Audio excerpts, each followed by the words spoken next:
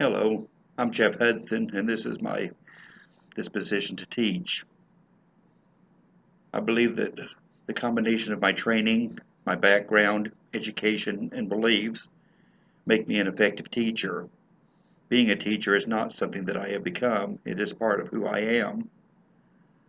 These are the qualities of excellent teachers and are what I aspire to.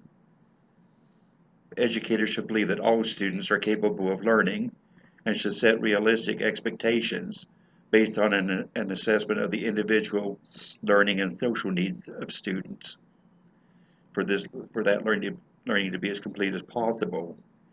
In a SPED classroom, the IEP will guide this process to a great degree. Even there, a teacher must be sensitive to feedback and be willing to modify instruction as necessary. In a regular classroom, a teacher must be equally observant and ready to modify as necessary to meet individual learning needs.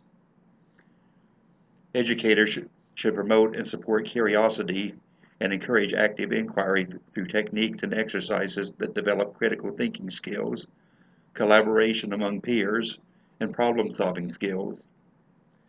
Meeting this ideal is the biggest failing of common education today. A system that requires twice as much assessment time for middle school pupils as the MCAT does will never have the time for fostering creativity in itself or in others. In a world where preparation for college and career is increasingly a multi-path journey rather than an either-or choice, time must be made for imparting skills that will be useful for all. Educators should embrace the cultural diversity of their communities and embrace their role as community leaders.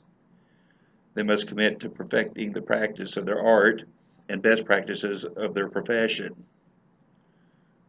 Their leadership role requires them to collaborate with other stakeholders in promoting equity and social justice in the community and advancing the improvement of their schools.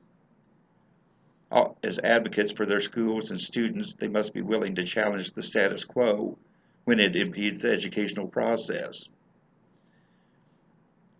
Leadership requires educators to model integrity and ethical behavior. They should exercise sound judgment in their lives and profession. In school, they should be warm, professionally courteous colleagues. They must be zealous guardians of confidentiality. In the community, they should cultivate relationships that are supportive in all ways. They must be genuinely warm and friendly toward others, seeking to be of service rather than gaining an advantage. Finally, educators should demonstrate and practice the skills of self-criticism and reflection they seek to instill in their students. They should embrace lifelong learning and critical thinking as the foundation for both personal betterment and professional growth.